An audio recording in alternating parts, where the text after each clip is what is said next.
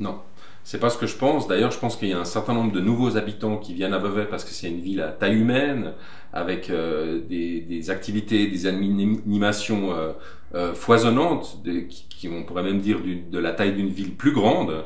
Donc ça, c'est quelque chose qui attire les gens vers notre ville. Mais ça, c'est pas acquis pour toujours. Donc il faut se battre pour que ça continue d'exister et continuer à donner les moyens et les subventions nécessaires aux associations, à la culture, au sport.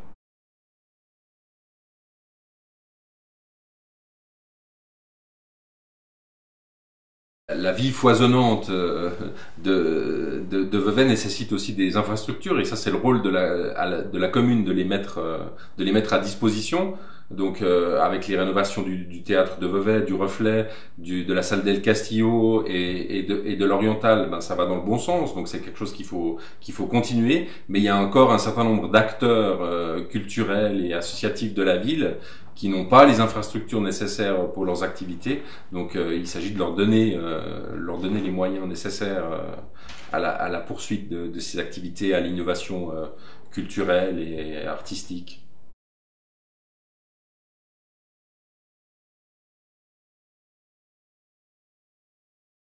C'est pas le domaine où je suis moi-même le plus engagé, si ce n'est dans un club de billard à Vevey, mais c'est pas pour ça que c'est un domaine que je mets de côté ou que je trouve moins important.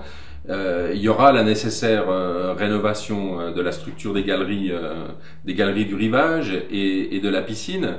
Et puis pour ce qui est des sports extérieurs, en dehors des terrains, eh ben, j'essaierai de mettre en valeur les activités qui nécessitent peu d'infrastructures et qui ne sont pas trop gourmandes en termes de consommation d'énergie.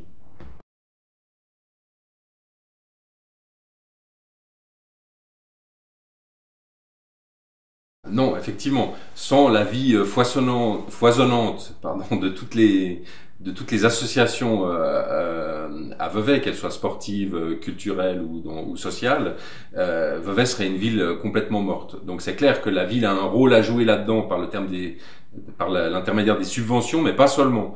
Il y a aussi la logistique qu'elle peut apporter en termes de locaux, en termes de matériel.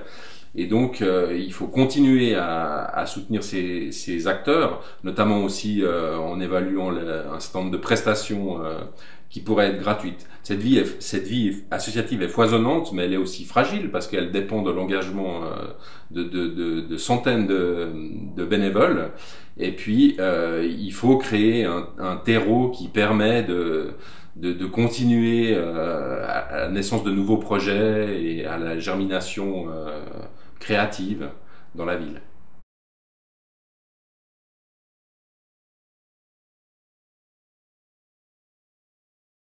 C'est effectivement le rôle d'une maison des associations. C'est pour ça que c'est une de mes priorités. Mais on peut pas se satisfaire de ce qui s'est fait, de ce qui a été fait de l'ancienne prison. Donc il faut vraiment repenser une maison des associations à Vevey qui permet de créer des liens entre tous les acteurs associatifs de la ville, à soutenir toutes les démarches administratives qui des fois sont réparbatives quand on a envie de se lancer dans la vie associative. Donc ça c'est vraiment une des priorités pour Vevey.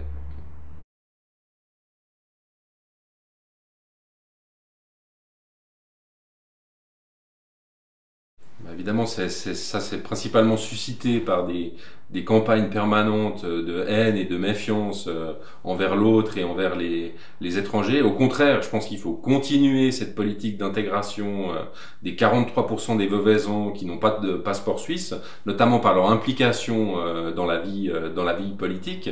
On sait qu'un certain nombre de ces personnes sont très engagées dans des associations comme bénévoles. Et puis, une idée, ça pourrait être que la ville, chaque année, organise une rencontre avec toutes les personnes qui participent à la vie associative de la ville, dans le but de créer des liens et de mieux intégrer toutes les personnes.